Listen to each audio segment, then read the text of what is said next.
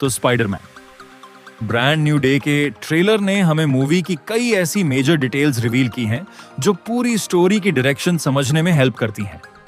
Honestly, इन reveals को देखने के बाद मूवी के लिए एक्साइटमेंट काफी ज्यादा बढ़ गई है। पर्सनली इस टाइम पर मैं एवेंजर्स डूम्सडे से भी ज्यादा ब्रांड न्यू डे के लिए एक्साइटेड हूं। लेकिन आखिर वो कौन सी 5 इंपॉर्टेंट थिंग्स हैं जिनके अराउंड पूरी मूवी घूमती हुई नजर आ रही है? और सबसे इंटरेस्टिंग बात, ये सभी पॉइंट्स एक दूसरे से डीपली कनेक्टेड भी हैं। सबसे पहले ट्रेलर ने स्पाइडरमैन की पावर्स और उसके म्यूटेशन से जुड़ी कई नई हिंट्स दी हैं, जिन्हें देखकर लगता है कि पीटर इस बार अपनी एबिलिटीज के साथ एक बड़े स्ट्रगल से गुजरने वाला है। सिर्फ स्पाइडरमैन ही नहीं, बल्कि उस मिस्टीरियस माइंड कंट्रोलिंग कैरेक्टर के बारे में भी काफी कुछ पता चला है, जिसे ज्यादातर लोग जीन ग्रे मान रहे हैं। उसकी पावर्स कैसे काम करती हैं और वो कितनी डेंजरस हो सकती हैं, इसका भी अच्छा खासा आइडिया मिल गया है। इसके अलावा हल्क का मूवी में क्या रोल होगा, उसका कनेक्शन स्पाइडरमैन और उस साइकिक कैरेक्टर से कैसे बनेगा, और आखिर हल्क पीटर से लड़ाई क्यों करेगा, ये भी ट्रेलर ने इनडायरेक्टली टीज किया है। साथ ही दुनिया पीटर पार्कर को भूल चुकी है, इसलिए एमजे, नेड और ब्रूस बैनर के साथ उसके रिलेशंस किस तरह के होंगे, इसकी भी कुछ झलक देखने को मिली। और आखिर में पीटर के द्वारा बनाए गए एक एडवांस्ड एआई सिस्टम के बारे में भी हिंट्स मिली हैं, जो स्टोरी में काफी बड़ा रोल प्ले कर सकता है। तो चलिए इन सभी पॉइंट्स को डिटेल में डिस्कस करते हैं, क्योंकि ऐसा लग रहा है कि पूरी मूवी इन्हीं कॉन्सेप्ट्स के आसपास बिल्ड होने वाली है। वीडियो को एंड तक जरूर देखना, क्योंकि हर पॉइंट दूसरे पॉइंट से जुड़ा हुआ है। सबसे पहले बात करते हैं उस मिस्टीरियस साइकिक कैरेक्टर की, जो लोगों के माइंड्स को कंट्रोल कर सकता है। फिलहाल सबसे पॉपुलर थ्योरी यही है कि सैडी सिंक जीन ग्रे का रोल निभा रही हैं। हालांकि मार्वल अभी भी कैरेक्टर की आइडेंटिटी को पूरी तरह रिवील नहीं कर रहा है, इसलिए चांसेस हैं कि इसमें कोई बड़ा सरप्राइज छुपा हो। अब इसकी पावर सिर्फ माइंड कंट्रोल तक लिमिटेड नहीं लगती। ट्रेलर के अनुसार ये कैरेक्टर कुछ सेकंड्स के अंदर एक व्यक्ति से दूसरे व्यक्ति तक अपनी कॉन्शियसनेस ट्रांसफर कर सकता है। आसान शब्दों में कहें तो वो लोगों के माइंड्स को टेम्परेरीली हाईजैक कर सकता है और उनके जरिए कम्युनिकेट भी कर सकता है। यह एबिलिटी काफी हद तक लोकी सीरीज की सिल्वी की पावर्स जैसी लगती है। इसी वजह से कुछ फैंस को सिल्वी वाली थ्योरी भी इंटरेस्टिंग लग रही है। हालांकि प्रैक्टिकल तौर पर देखें तो सिल्वी का इस लेवल की स्ट्रीट बेस्ड स्टोरी में आना थोड़ा अनलाइकली लगता है। इसके अलावा एक और चीज नोटिस करने लायक है, और वो है सिटी में फैलती हुई एनर्जी वेव्स। कई लोगों को लग सकता है कि यह हल्क के थंडर क्लैप का इफेक्ट है, लेकिन ऐसा नहीं लगता। ज्यादा चांसेस हैं कि ये उसी साइकिक पावर का लार्ज स्केल एक्सपेंशन हो, कुछ वैसे ही जैसे थंडरबोल्ट्स में वॉइड की डार्कनेस पूरी सिटी में फैल रही थी। यहाँ भी ये पावर धीरे धीरे लोगों को इन्फ्लुएंस करती हुई दिखाई दे रही है। लेकिन सबसे इंटरेस्टिंग बात यह है कि स्पाइडरमैन और प्यूनिशर इस इफेक्ट से इम्यून दिखाई देते हैं। बाकी लोग कंट्रोल में आ रहे हैं, लेकिन पनिशर पर कोई असर नहीं दिखता। अब पनिशर के पास तो कोई सुपरनैचुरल एबिलिटी भी नहीं है, इसलिए हो सकता है पीटर या किसी और कैरेक्टर ने ऐसा technology based protection system develop किया हो जो मेंटल इन्फ्लुएंस को ब्लॉक कर सके। अब बात करते हैं पीटर के रिलेशनशिप्स की। भले ही नेड ये भूल चुका हो कि पीटर ही स्पाइडरमैन है, लेकिन उसकी फैसिनेशन स्पाइडरमैन के लिए अभी भी खत्म नहीं हुई। ट्रेलर में दिखता है कि उसने स्पाइडरमैन को ट्रैक करने के लिए एक ऐप तक बना लिया है और उसके बारे में रिसर्च कर रहा है। उसकी वॉल पर लगे नोट्स भी काफी इंटरेस्टिंग हैं। वहां स्पाइडरमैन की estimated age, first appearance, location और दूसरी ऑब्जर्वेशंस लिखी हुई दिखाई देती हैं। यानी मेमोरी एरर्स होने के बावजूद नेड के अंदर क्यूरियोसिटी अभी भी मौजूद है।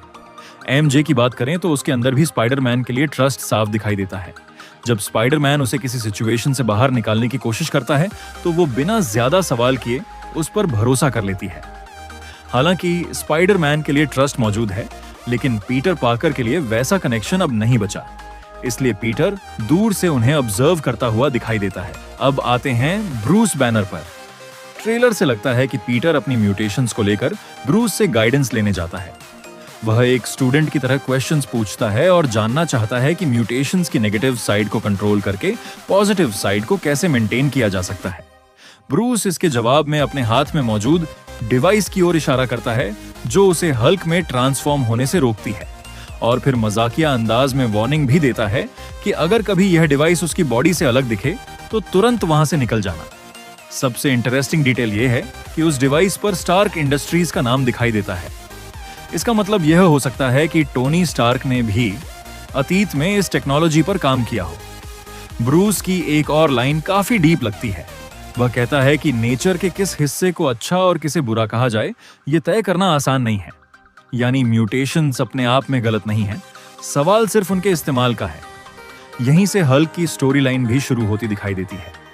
ब्रूस तो पीटर का मेंटर बन सकता है, लेकिन हल्क शायद इस मूवी का टेम्पररी थ्रेट बन जाए। अगर साइकिक कैरेक्टर ब्रूस की डिवाइस को डिसेबल कर देता है और हल्क को कंट्रोल कर लेता है, तो सिचुएशन बेहद डेंजरस हो जाएगी। एज ऑफ अल्ट्रॉन में हमने देखा था कि माइंड कंट्रोल्ड हल्क कितना डिस्ट्रक्टिव हो सकता है। उसे रोकने के लिए आयरन मैन को हल्क बस्टर तक इस्तेमाल करना पड़ा था। इस बार अगर स्पाइडरमैन को ऐसे हल्क का सामना करना पड़ता है तो वह उसे कैसे रोकेगा, ये मूवी का सबसे एक्साइटिंग एस्पेक्ट बन सकता है। ट्रेलर में हल्क काफी अग्रेसिव दिखाई देता है। बिल्डिंग्स टूट रही हैं, मैसिव डिस्ट्रक्शन हो रही है और उसका बिहेवियर पूरी तरह अनकंट्रोल्ड लग रहा है। अब पीटर की पावर्स की बात करें तो मार्वल ने म्यूटेशन का एग्जैक्ट रीजन अभी भी सीक्रेट रखा हुआ है, लेकिन उसके इफेक्ट्स को साफ साफ दिखा दिया है। पीटर अपनी एबिलिटीज पर कंट्रोल खोता हुआ दिखाई देता है।